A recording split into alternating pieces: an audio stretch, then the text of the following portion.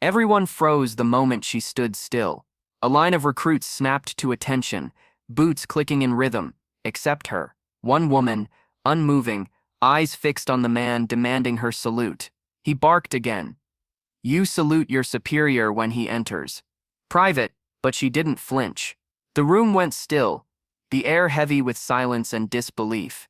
And then, in a voice that trembled yet cut sharper than any blade, she whispered one word, one name that turned the captain's face ghost white.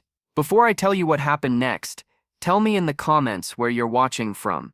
I love knowing who's listening.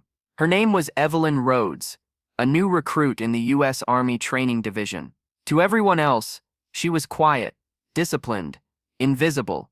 But that morning, under the blistering sun of Fort Benning, she became the woman no one would forget. Captain Daniel Harlow, a man known for his precision and pride, had spotted her delay during roll call. To him, hesitation was defiance. He stormed up to her, boots sinking into the dust. You're in uniform, Private. You salute when I speak to you. But Evelyn's eyes didn't move from his. Her fingers twitched at her side, and for a heartbeat, she looked like someone fighting back a storm of memories. Around them, other soldiers shifted uneasily. Whispers spread. You didn't refuse Captain Harlow. Not if you wanted to survive training. The captain stepped closer, his voice low and sharp. Do you think you're special, Private Rhodes? Do you think the rules don't apply to you? Evelyn swallowed hard. Her voice was barely a whisper. No, sir. I just know your voice. A murmur ran through the ranks. Harlow blinked, caught off guard. What did you say? You were in Kandahar, she said softly. Charlie Company. 9 years ago. The words struck him like a round to the chest. His posture stiffened, jaw clenching. How would you? She took a trembling breath. My brother, Corporal Matthew Rhodes. You gave the order that got him killed. The silence that followed was suffocating. Even the wind seemed to hold its breath. Harlow's eyes flickered with something. Guilt, maybe, or recognition. He stepped back, the color draining from his face. Rhodes, he muttered. I didn't know he had a sister. Evelyn's voice quivered, but her gaze never left his. You told him to stay behind and cover your retreat. He did, alone. For a moment no one dared move. The air around them felt charged, fragile. Then Harlow's command voice softened, the kind of tone no one had ever heard from him before. He saved my life, he said quietly.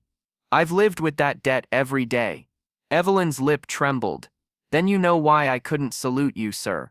Not before I knew if you remembered him. The captain's shoulders lowered, slowly, deliberately. He reached into his breast pocket. From it he pulled a small battered silver tag. The engraved name shimmered faintly in the light. Matthew J. Rhodes. Gasps rippled through the recruits. Evelyn's knees almost buckled. I kept it, Harlow whispered, to remind me of the man who stayed so the rest of us could go home. She looked at the tag, at the name she'd last seen on a folded flag. Her breath hitched, tears welled, spilling freely now. Then for the first time Evelyn lifted her hand, not in defiance, not out of duty, but in honor. She saluted him. Sharp, perfect, trembling with meaning. And the captain, he returned it. Around them the yard fell silent. No orders, no drills, just quiet respect, for a brother's sacrifice, for a burden finally shared. The moment became more than military ritual. It was human redemption. Later that day, the captain called the company together. His voice was steady again, but softer. From this day, he said, Private Rhodes will serve with me. Her brother once covered my back. Now I'll cover hers. The recruits erupted in applause. For once the army didn't feel like a place of ranks and rules. It felt like a family that remembered its fallen. Because respect isn't given by rank. It's earned by remembrance. And sometimes, the salute that matters most is the one that comes after forgiveness. If this story moved you, hit that subscribe button, share it with someone who needs to hear it, and tell me in the comments, who would you salute if you could? One more time.